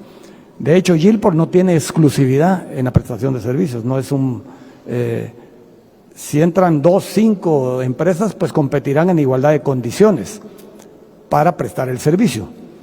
Yéndonos a Gilport, el contrato habla de 4 grúas en funcionamiento y una cláusula en la cual al existir grúas descompuestas podrían ser sustituidas, y una quinta grúa que tendrían que haber mandado a construir a China. Bueno, no a China, una quinta grúa. Quiero contarles que por la presión que ejercimos, esta empresa trajo 2 grúas más usadas que tenía en Ecuador y las puso a disposición. Hoy, en la mañana por lo menos, todavía estaban funcionando 4 grúas, que son las que están establecidas en el contrato. O sea, se logró levantar el funcionamiento de una, y con una de las 2 extras que trajeron, completan 4 en funcionamiento. O sea, en estos últimos días, de esta última semana, se ha estado atendiendo con 4 grúas, que es lo que considera el contrato. La quinta grúa, me informaba el representante de esta empresa asiática, que estaría arribando en los primeros 15 días de marzo, una grúa nueva de marca asiática, que es equivalente a la que ofrece Topke, que se llevaría 13 meses en llegar. Entonces, la realidad actual es 4 grúas en funcionamiento, esperemos que sigan funcionando, porque sí, Gilport ha sido deficiente en la prestación de servicio, y el contrato que teníamos no nos permitía, ponerle sanciones o algo por el estilo, y no podíamos anular el contrato porque nos quedábamos sin grúas. Entonces, de 2 males el menor, hemos seguido con ellos funcionando, lograron levantar ya, como le digo, poner en funcionamiento 4 grúas, está por venir una quinta, tiene un periodo de armado y calibrado, etcétera, para estar en funcionamiento, pero siempre está abierta la posibilidad de que cualquier inversor aporte grúas. De hecho, con esta empresa que mencioné, guatemalteca, Topke, ellos están proponiendo traer 2 grúas, no de este tipo multipropósito, sino específicamente para graneles, para atender granos. Nosotros vemos con agrado esta disposición de ellos, les estamos dando carta verde, semáforo verde para que la traigan, porque esto permitiría acelerar la atención de los buques de granos, que es el principal tropiezo. Los containeros no representan problema real para nosotros en la actualidad, porque las grúas son vitales cuando viene un buque que trae contenedores que no tienen grúas, son los buques más modernos, pero la mayoría trae sus propias grúas, incluso los de graneles. Entonces, las grúas son vitales cuando viene ese tipo de embarcación que no tiene grúas, pero no son muchos buques, gracias a Dios. Entonces, esa es la situación actual de las grúas. Espero haberle satisfecho su inquietud. Muchas gracias. Gracias, señor vicealmirante. Continuamos con Sofía Araujo de TVGT Noticias. La pregunta es para el señor secretario de Comunicación. Secretario, muy buenos días. Buenos días, Ministro, Sofía. ¿Qué tal? Presidente de la Portuaria. Bien, gracias. 2 preguntas, secretario. La primera, ¿quiénes acompañarán al viaje a Uruguay al señor presidente? Y si habrá equipo del Departamento de Comunicación de Presidencia que lo acompañe. Esa es la primera. No sé si me la responde. Sí, la delegación del presidente está conformada por el señor canciller Carlos Ramiro Martínez, su servidor, secretario de Comunicación, y estará participando el presidente en una agenda que se compartirá oportunamente. Muy bien.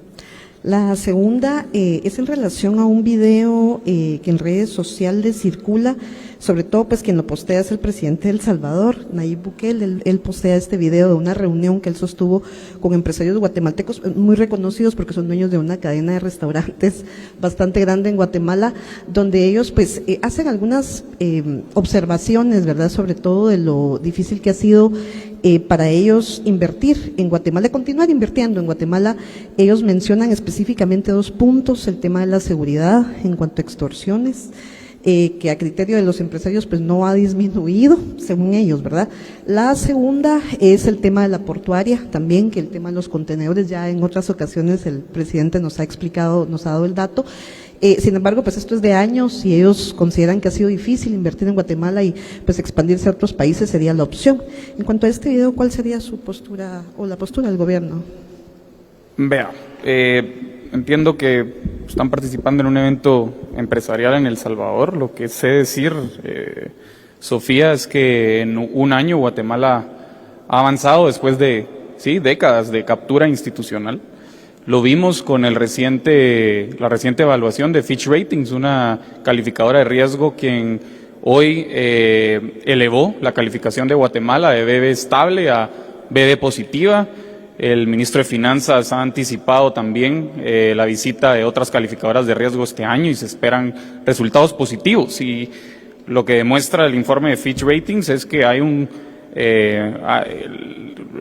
los propios mercados internacionales observan positivamente las acciones que desde el gobierno se han emprendido, el compromiso con la lucha contra la corrupción, en donde, dicho sea de paso, ustedes mismos vieron la semana pasada, por primera vez en 10 años mejoramos la calificación del indicador de transparencia internacional. En materia de seguridad, el viceministro que hoy nos acompaña ha dado logros históricos en incautación de droga, en combate al crimen organizado transnacional. En materia de puertos, qué mejor reflejo que lo que hoy el ministro de Finanzas, el presidente de la Junta Directiva de la empresa portuaria Quetzal han dado en el compromiso del gobierno de colaborar con nuestro socio Estados Unidos. Así que claramente hay retos en Guatemala, pero lo que yo invito a estos empresarios es también a unir esfuerzos por este país, un país que tiene desafíos por delante, pero que está encaminado a trabajar por el pueblo digno de Guatemala y a construir las bases de un país en donde haya desarrollo y prosperidad para todos, ¿verdad? Desarrollo y prosperidad para todos. Gracias, señor secretario. Continuamos con Isabel Ortiz de República GT. La primera pregunta la efectúa al señor vicealmirante y posteriormente al señor viceministro de Antinarcótico. Buenos días. Tengo 2 preguntas para usted. La primera sería de qué limita que se puedan construir puertos privados y qué se prevé para atraer inversión interesada en estas construcciones. No sé si quiere responder esa y luego le hago la segunda. Como usted quiera. ¿Y qué opina de que fondos públicos como son los de Portuaria Quetzal se repartan cada año entre los trabajadores de la empresa estatal y lo que se ha dado en llamar reparto de utilidades? Bueno, voy a empezar por la segunda. Mi opinión no cuenta porque está establecido en ley. O sea, es una obligación que la ley establece, la distribución de utilidades. Ahí mi opinión sale sobrando porque es una obligación.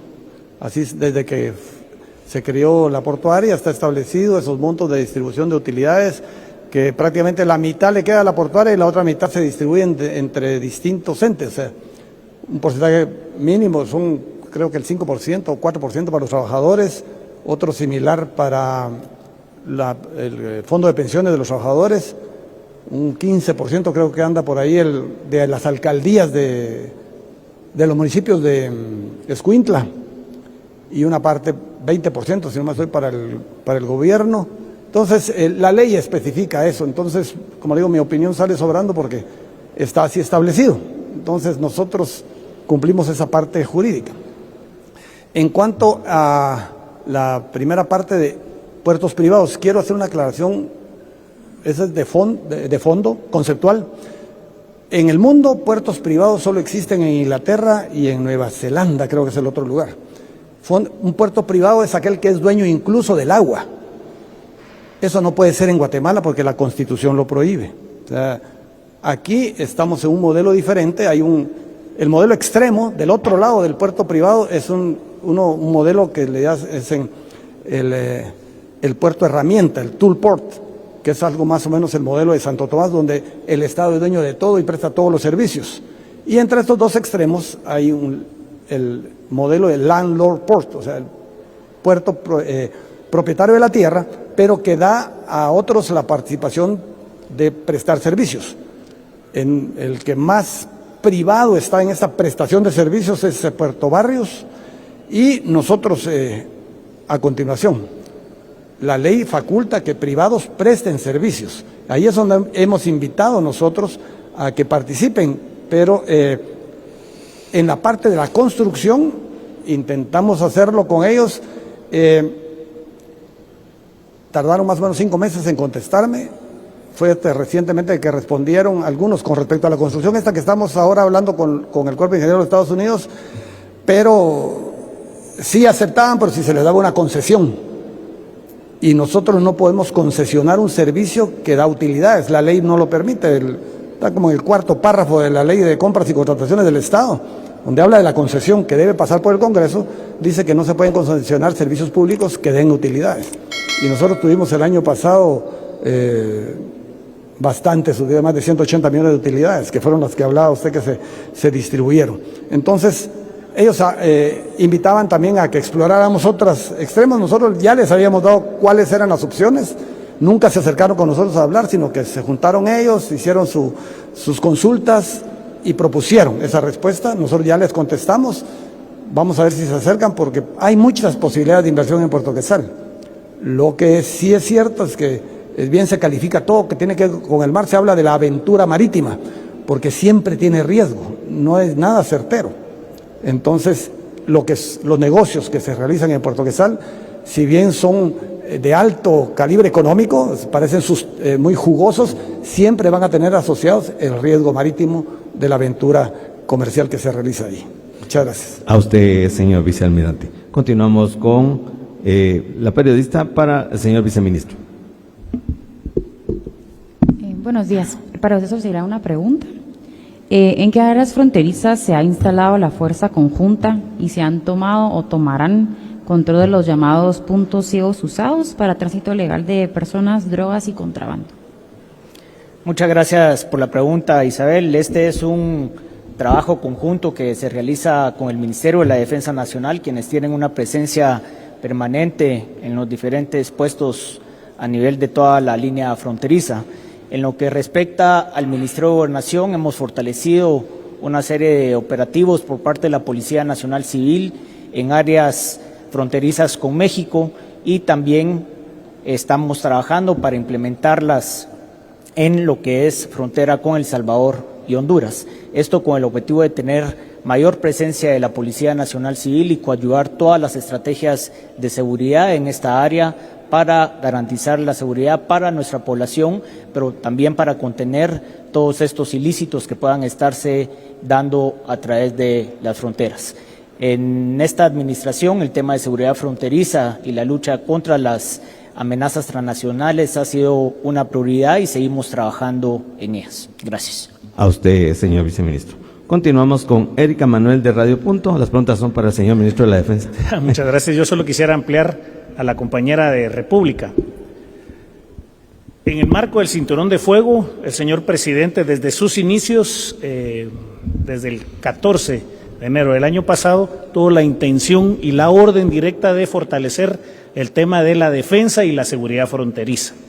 En ese marco trabajamos todo el año pasado conjuntamente con el Ministerio de Gobernación, y los quiero invitar directamente a la pregunta que usted hace hoy, para que el día de mañana puedan llegar al área fronteriza con Honduras y con El Salvador, ya que finalizamos la fase de reconocimientos y levantamiento de datos. Entonces, conjuntamente con el Ministerio de Gobernación, por unidades militares, van a estar empezando a trabajar a partir del día de mañana con la denominada fuerza de tarea en esa área. Así que están comunicados, los esperamos. Gracias, señor ministro, por esa ampliación de la información. Gracias por su amable respuesta. Ahora sí, continuamos con la periodista Erika Manuel. 2 preguntas tiene para usted, señor ministro. Gracias. Mucho gusto, ministro. Yo tengo Igualmente. dos consultas para usted. En su presentación me quedó duda sobre el valor de las aeronaves que se adquirieron en el 2024, si podría ampliarnos al respecto de esas compras. Y tengo una última consulta para usted. En el 2021 se compró un dron que era no tripulado. No tripulado. Ajá. En ese contexto quisiéramos saber si ese dron ha tenido algún funcionamiento, revisando documentos de ese año, ese dron tuvo un costo de $500,000, entonces quisiéramos saber cuáles han sido los avances que ha traído este dron para el uso del Ministerio de la Defensa, ya que este aparato también pues tenía como función vigilar al crimen transnacional. En ese contexto pues quisiéramos saber qué ha pasado con ese dron, si se ha utilizado y gracias. Muchas gracias. Voy a empezar por su segunda pregunta. Los resultados dados conjuntamente con el Ministerio de Gobernación y la Cartera de la Defensa son el resultado de la buena coordinación, y lo he dicho en otras fechas o en otras ocasiones, en donde para tener resultados como los que hemos tenido conjuntamente en este gobierno necesitamos alianzas no solo nacionales, que las tenemos todas las instituciones que nos dedicamos a la seguridad y defensa, pero necesitamos también alianzas internacionales en la región a nivel no solo de inteligencia, sino de cooperación de operaciones. En ese contexto ha sido muy vital las operaciones con la aeronave no tripulada. Cuando nosotros sacamos costos de vuelos con pilotos y aeronaves tradicionales, es bastante ventajoso la utilización de este equipo o de este tipo de equipamiento. Ha sido muy ventajoso poder hacerlo. Con la otra pregunta, las aeronaves, nosotros estamos en el marco de una colaboración o de una negociación de gobierno a gobierno con el gobierno de Estados Unidos, y es la compra de dos aeronaves, un avión Twin Otter y un helicóptero 407. Los dos en el marco de la ayuda no solo ayuda, sino que asistencia y ayuda humanitaria que en todas las épocas necesita Guatemala, ya sea en el marco de la temporada de incendios o en el marco de inundaciones. Nos estamos involucrando cada vez más y con mayor ímpetu también en el traslado de enfermos o de accidentes crónicos de hospitales que están en el interior para hospitales de la capital. Ha sido de gran ayuda toda la transportación. Este año, a finales de año, los vamos a recibir. El monto en general es de 140 millones de quetzales. Gracias, señor ministro. Continuamos con Leslie Sánchez de Guatevisión. La pregunta es para el señor vicealmirante. Por favor. Bueno, son varias preguntas. Buenos días. Pero ahí ustedes deciden quién la quiere contestar. La primera pregunta sería, ¿qué sigue en mayo después de que se llegase a tener el sí? Y quiero hacer énfasis en esto porque el presidente el viernes publica en su cuenta de X que es un hecho que se va a ampliar el Puerto Quetzal. Entonces, si bien no hay algún documento legal, pues él ya lo anuncia anticipadamente, ¿no? Entonces, ¿qué es lo que va a seguir ahora? ¿De dónde se va a pagar? O digamos, porque tenemos conocimiento que es un proyecto bastante ambicioso y millonario. Usted mismo dijo también que para el momento de hacer otro puerto, pues no tienen tampoco conocimiento de cuánto podría costar, pero ¿quién va a pagar? Si bien es el Estado, pero ¿de dónde se van a sacar los fondos? Si se requiere algún préstamo o si se requiere, no sé, utilizar el presupuesto de algún ministerio, no sé. ¿Qué fase sigue después de que se firme, digamos, que ya se tenga en mayo este contrato con Estados Unidos, con el Cuerpo de Ingenieros de los Estados Unidos, y cuándo vamos a empezar a ver el nuevo puerto, digamos, o cuándo vamos a ver por lo menos empezar la construcción del nuevo puerto, si es que se llegase a dar todo como lo plantean? Muchas gracias. Cuando hice mi presentación inicial decía yo que el señor presidente es el que establece las líneas estratégicas, las grandes decisiones, y nosotros tenemos que tomar en siguiente nivel la decisión para ejecución. Entonces, él ya dijo que se construye el puerto, es su intención, ¿ya? Nosotros tenemos que materializarla. Entonces es para mantener los niveles. ¿Ya? La decisión presidencial, la decisión política está hecha, Tenemos la fortuna ahora también que la voluntad política del gobierno de Estados Unidos de apoyar también existe debido a esa relación. Entonces, en la parte política es un hecho. En la parte material, técnica, económica, etcétera, es la que tenemos que concretar. Entonces, pasando a la siguiente fase de su pregunta, el siguiente evento es firmar ese contrato en mayo.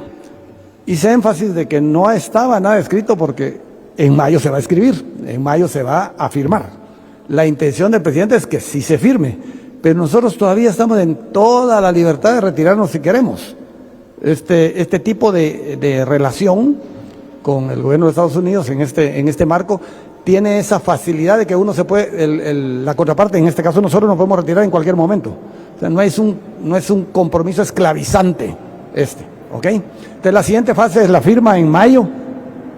Esto daría pie a la venida de un equipo técnico en agosto, mencionado, y producto de estos últimos contactos ya directos, debería iniciarse el proceso de diseño. El proceso de diseño va a depender de la velocidad del que tenga el cuerpo de ejército de Estados Unidos y de la calidad de la información que nosotros le proporcionamos, cómo ellos la asuman.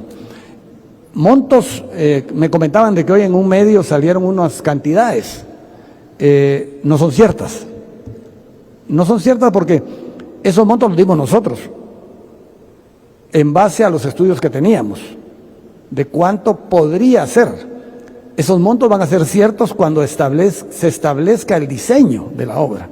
Entonces, ahí salieron esos números en un momento para tener una referencia. Entonces, básicamente se firma esta LOA, la carta de acuerdo. Posteriormente, a finales de agosto, se tendría que estar considerando el pago de un 10% de la obra, aproximado, porque va a ser una primera aproximación del costo. En 2027, en primer trimestre, se tendría que pagar el resto de la obra, ya para su construcción. ¿Cuándo inicie la construcción? Pues antes, y no le puedo dar una fecha certera, tiene que tener el diseño el Cuerpo de Ejército de Estados Unidos.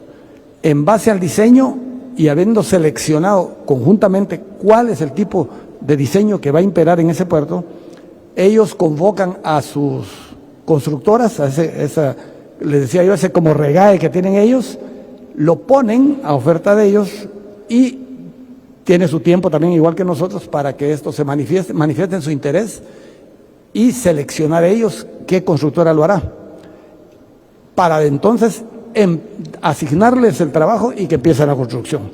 No quiero despertar falsas expectativas en tiempos, no es rápido, no es para el 2026, ¿ya? Sería para el 2027, pero a medida que vayamos avanzando es que se va a poder comunicar cuándo inicia la obra. Entonces, dije desde un principio, no quiero despertar falsas expectativas.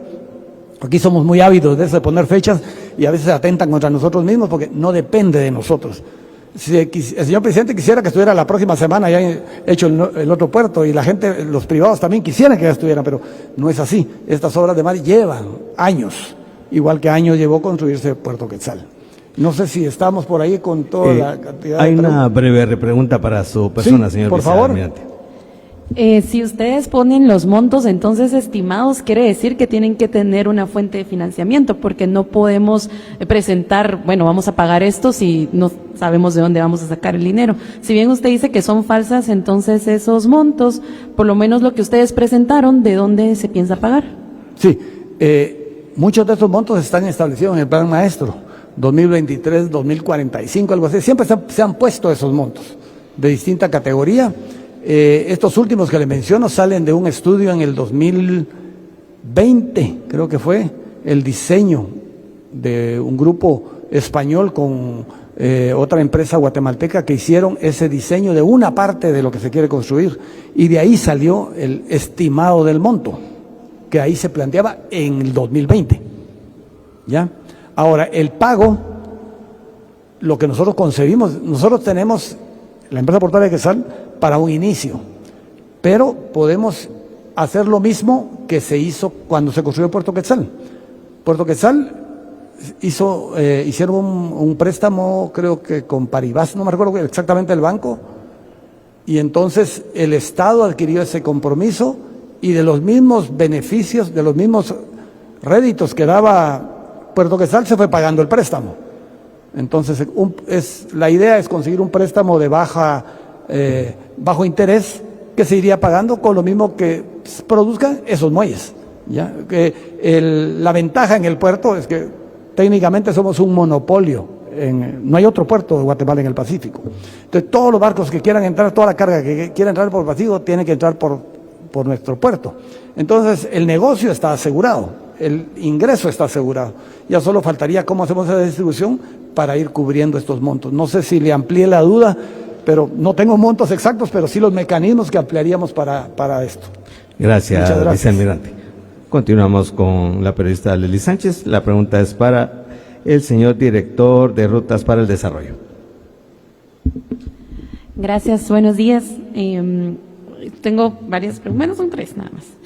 El año pasado, ¿qué avances se tuvo este programa? Entiendo que este era el programa Avenidas por el Buen Vivir. Yo estuve solicitando bastante información, pero nunca se había hecho como que el lanzamiento oficial. ¿Qué avances se tuvo el año pasado? Yo tenía información de que fue solo el 11%, ¿por qué fue tan poco? Si me pudiera decir.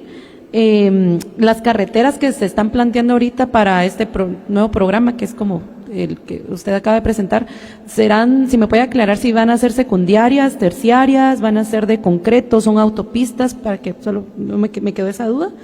Y las construye directamente el Cuerpo de Ingenieros del Ejército o a través de concursos en el CIF. Si me puede, solo esas tres. Gracias por la pregunta. A ver, el año pasado, si usted pudo ver la presentación que hicimos, conllevó muchos esfuerzos de planificación, sobre todo porque el país no cuenta con una red vial, cuenta con información de la red vial registrada, los 17,000 kilómetros que vimos ahí, pero no cuenta con una información veraz o por lo menos un estimado real de la red vial no registrada, que les adelanto que es casi el triple. Es decir, si tenemos 17,000 kilómetros de red vial registrada, multiplique por 3 y por ahí vamos a estar con las cifras. No lo tenemos exacto hasta que barramos el país, pero eso no lo hemos hecho todavía. Estamos priorizando en dónde arrancar en función de los indicadores que le presentamos. Necesidades básicas insatisfechas, pobreza estructural, pobreza extrema, eso fue lo que hicimos. Planificar y programar conllevó una serie de tiempo. Sin embargo, el año pasado sí se establecieron los 100 municipios que podrían ser incursionados por este programa. Digo podrían porque esto es algo que tenemos que ir planificando y programando en base a lo que vamos descubriendo con la red vial no registrada, porque lo que queremos es llegar a los sitios más rurales. Sin embargo, como decía, en los 100 municipios priorizados bajo los criterios del programa, que efectivamente se llamaba Avenidas para el Buen Vivir, nunca oficialmente, porque nunca se lanzó como tal, se mencionó así, es cierto. Sin embargo, entonces lo que se hizo fue que los convenios de los municipios con el Cuerpo de Ingenieros del Ejército se trabajaron con recursos de los municipios y con la participación del Ejecutivo a partir de la capacidad instalada que tiene el Cuerpo de Ingenieros del Ejército. Ellos sí intervinieron en 1,000 kilómetros. ¿Se recuerdan ustedes cuando fue el kilómetro 1,000? Sin embargo, de esos 1,000, a pesar de que todos son área rural, solo 400 algo, no tengo el dato preciso, se lo podemos conseguir, coincidían con estos criterios del programa hoy Rutas del Desarrollo. Eso uno. Lo otro, se me olvidó la pregunta.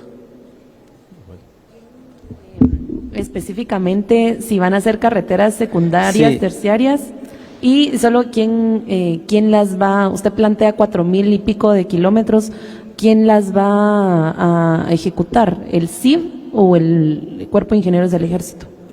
Gracias. Efectivamente, cuando yo hablé de rutas troncales, me refería a las rutas normalmente nacionales o departamentales registradas. Por lo tanto, en esas, la intervención es del Ministerio de Comunicaciones, Infraestructura y Vivienda. Eso es ley y así se hace. En ese municipio de Cobán usted puede ver que la ruta en verde, esa le corresponde a Comunicaciones, Infraestructura y Vivienda. El resto de las no registradas son las en donde interviene el Cuerpo de Ingenieros del Ejército, del Ministerio de la Defensa. Ese es el orden que se tiene. Ahora, no le puedo adelantar qué se va a hacer en una y qué se va a hacer en otra, porque recuérdese que aquí estamos hablando de kilómetros de movilidad mejorada. No estamos hablando de kilómetros asfaltados, no estamos hablando de kilómetros pavimentados. En algunas rutas, particularmente en las rutas nacionales departamentales, seguramente habrá asfalto, o seguramente habrá pavimento o alguna otra tecnología apropiada. Pero en el caso de las vecinales tampoco le puedo garantizar cuál será la opción que se decida. Esos son asuntos de la ingeniería de caminos y de las posibilidades del sitio y de los presupuestos, por supuesto. Esto es una combinación que tenemos que ir haciendo, pero no se le puede dar una respuesta precisa en este momento. Gracias por la pregunta. A usted, señor director. Para terminar con esta ronda, la última intervención es de Heidi Pineda hacia el señor vicealmirante. Gracias. Buenos días. Quisiera consultarle cuál es el impacto que tiene el socavamiento del kilómetro 64 para los usuarios del EPQ y además cuál puede ser el impacto económico para los contenedores que tienen que trasladarse a bodegas como parte de ese impacto que pudiera haber. Gracias. Muchas gracias. Bueno, yo no sé cuál es la mecánica acá de este proceso, pero yo voy a estar disponible para todos ustedes después de que terminemos este evento para hablar solo de Puerto Quetzal, para no desperdiciar el tiempo de los señores funcionarios, porque sé que hay muchas dudas. En materia específica de los contenedores, no tengo información. Puerto Quetzal, la tarea del puerto es cargar y descargar barcos, básicamente. Toda esta parte del tránsito terrestre ya es competencia de los propios usuarios. El impacto que pueda tener en la economía lo ignoro. O sea, nosotros nos centramos en la atención a la carga y descarga de buques, básicamente. Allá le llamamos primero, segundo y tercer circuito logístico, que es el primero la carga y descarga de buques, el segundo circuito es el transporte de esa carga a almacenes o espacios intermedios del puerto y el tercer circuito es el despacho de esos. Cuando ya salen del predio fiscal o la zona 1 de atención portuaria, ya son otras autoridades que tienen que ver con estas cuestiones. No le podría yo, sería una mentira de mi parte, aventurarme a darle una respuesta de montos en cuanto al impacto de la problemática de las carreteras sobre este comercio. Entonces, agradezco que me comprenda porque no tengo esa información, simplemente me limito a la parte de atención de la carga y de los buques. Muchas gracias. Muchas gracias por la información. Muchas gracias a todos los medios de comunicación que nos acompañan. Los esperamos ver de nuevo esta semana y estaremos atentos a sus preguntas y inquietudes a lo largo de la semana. Mucho ánimo. Los dejo. De esta manera damos por concluida la ronda. Agradecemos a las autoridades que han estado presentes esta mañana y les brindarán información importante a los medios de comunicación. Agradecemos a los distintos amigos periodistas que están presentes en el Palacio Nacional y a nuestra distinguida audiencia de Guatemala TV. Gracias por su sintonía. Les deseamos a ustedes una feliz semana. Gracias por estar con nosotros acá en La Ronda.